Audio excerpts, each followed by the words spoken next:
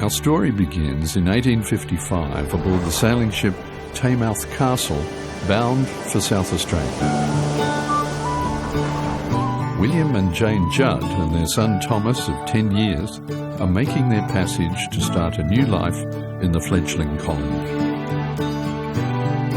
In a strange twist of fate, young Thomas, skylarking on a pitching, rolling deck, trips and falls. His leg is broken. Still weeks from their new home, Thomas's broken leg is poorly set by a suspect ship's surgeon, unwittingly setting in motion events that established our family firm 150 years ago.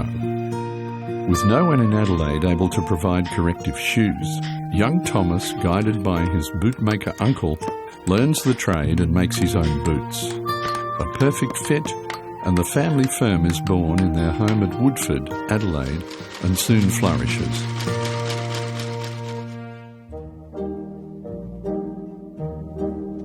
In 1868, Thomas marries Elizabeth, and amidst the clatter of horse-drawn carriages and the bustling cries of fruit and vegetable traders in Adelaide's East End markets, the newlyweds proudly open their Star Boot Manufactory in East Terrace. Boots and shoes are tailor-made on the premises, as was the cobbler's trade at the time. A year later, Clarence William Judd is born.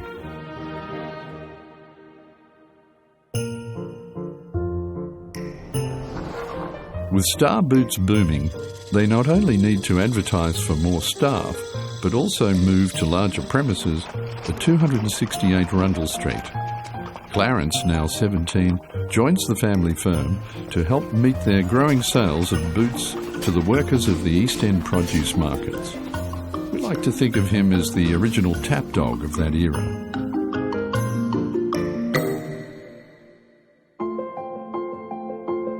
Clarence does well in the business and, turning 23, marries the lovely Ellen, and the following year, Vera Millicent Judd is born. 25 years later, Vera Judd meets the dashing Stanley Wittenbury, and he soon enters the family business.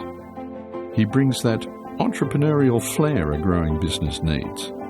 A year later, he expands the firm with the acquisition of Grundy Shoes at 188 Rundle Street.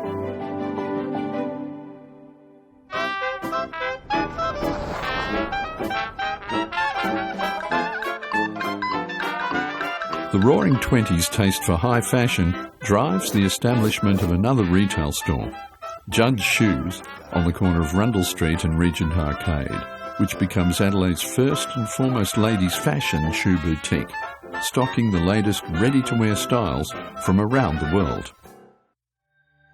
With Stanley now running the business, Clarence combines his passion for photography and travel to join the first commercial motorcar crossing of Australia from Adelaide to Darwin and return.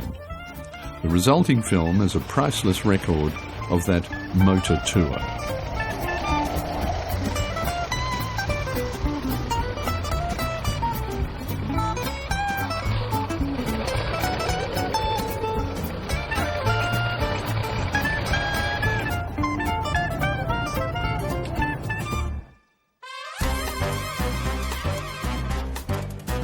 The business prospers, and the next generation, Ralph, Len and Vern Wittenbury, are granted equity in the family firm in 1942.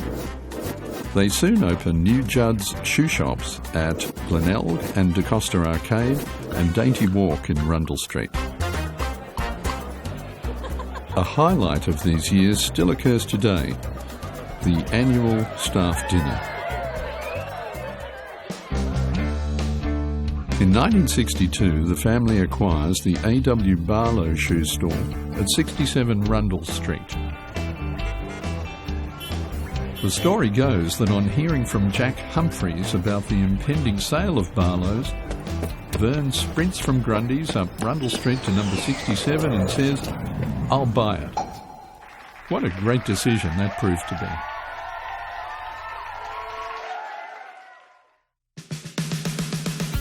By the 1980s, the next wave of Wittenburys, Paul, Randy and Brenton, take the firm to yet another level. They purchase the Grundy's building in Rundle Street, and opened new Judd stores at City Cross and Tea Tree Plaza, leading to a total revamp of all the Judd stores, now 5 in number. Barlow's is also refurbished, and Grundy stores open at Glenelg and Victor Harbour.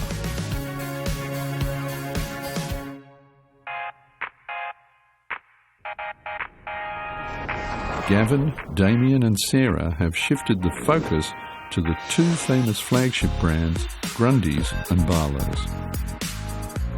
Offering a wide range of the world's leading shoe brands and styles, Grundy's has reinvented itself to become the go-to store for shoes to fit your lifestyle. Barlow's focus is on Doc Martens and Converse in a location adjacent to the university precinct.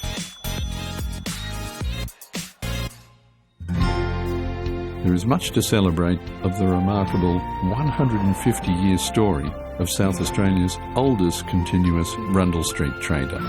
As the 7th generation now start to join us, we are, and will always be, proud of our story. 1 family, 7 generations, 400 staff, 5 million pairs of shoes, and counting. Here's to the next 150 years.